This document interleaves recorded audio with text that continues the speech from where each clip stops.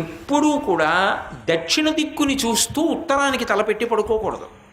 అలా పడుకున్న ప్రాణి ఏదైనా ఉంటే అరిష్టంతో ఉంది కాబట్టి దాన్ని తల తెంచి తీసుకురండి అన్నాడు. అనవసరంగా శిక్ష వేయకూడదు. ఏదో మొదట కనపడిందని తలకాయ తీసేయండి అంటే ఎందుకు తీసేయాలి? కానీ అపరాధం లేకుండా తీయకూడదుగా. పరమశివుడు ఏదైనా చెప్పాడంటే దానికి ఒక సిద్ధాంతం ఉంటుంది. ఆయన చెప్పింది అది. వాళ్ళు వెతుకుతూ వెళ్ళారు శివకింకరులు. దక్షిణ దిక్కుని చూస్తూ ఉత్తరానికి తలపెట్టి పడుకునింది ఒక ఏనుగు.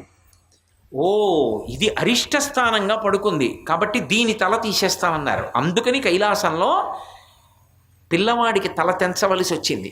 అరిష్టం అలా ఉంటుంది అన్నది నిరూపణం చేశాడు పరమశివుడు. అందుకని ఏనుగు తల కోసి తెచ్చారు. అప్పుడు ఆ ఏనుగు తల పిల్లవాడికి పెట్టాడు. ఇప్పుడు ఆయన గజాననుడు అయ్యాడు, ఏనుగు ముఖం ఉన్నవాడయ్యాడు. పుట్టగానే అప్పుడే పుట్టినట్టు కదా మరి.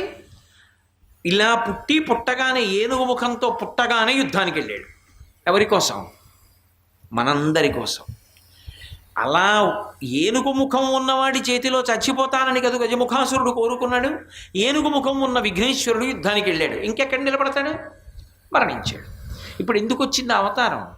అసలు పుడుతూనే పసిపిల్లవాడిగా పుట్టగానే అవతారం రాగానే ఆయన లోకానికి చేసిన మహోత్కృష్టమైన ఉపకారం ఏమిటి?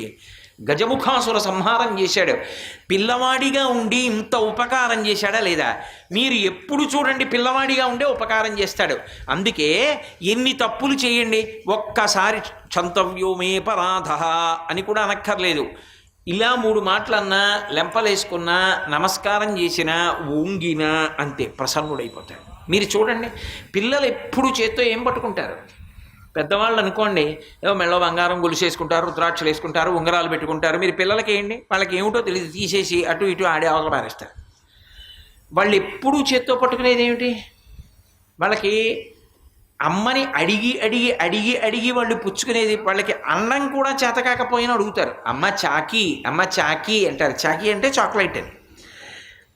ఏదో ఇంట్లో వండారనుకోండి, ఓ కుడుమో, ఓ ఉండ్రాయో, ఓ బూరో, ఓ గారో చేత్తో పట్టుకుని ఎప్పుడు తిరుగుతూ ఉంటారు. మీకు దేవతా స్వరూపాలన్నింటిలోనూ ఎప్పుడు తినడానికి ఏదో చేత్తో పట్టుకుని చేతి నిండా కుడుమొట్టు కనపడేవాడు ఎవరు? అంటే దాని అర్థం ఏమిటి? పిల్లవాడి తత్వంతో ఉంటాడు.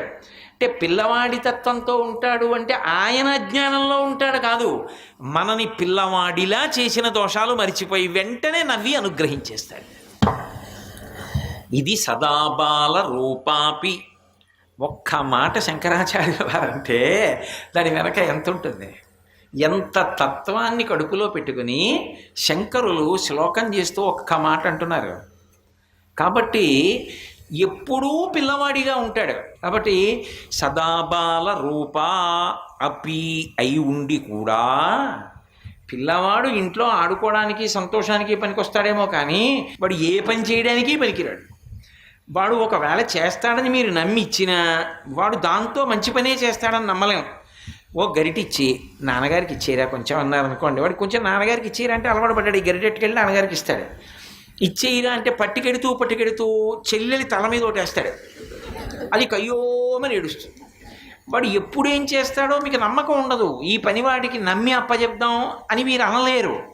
పిల్లవాడిగా ఉన్నవాడికి ఏ పని అప్పచెప్పరు. పెద్ద పెద్ద పనులు ఎక్కడ అప్పచెప్తారు? కానీ అపి విఘ్నేశ్వరుడు పిల్లవాడిగా ఉండి కూడా, అపి అయి ఉండి కూడా శంకరులు సంస్కృతంలో 2 అక్షరాలు ఇస్తుంటారు.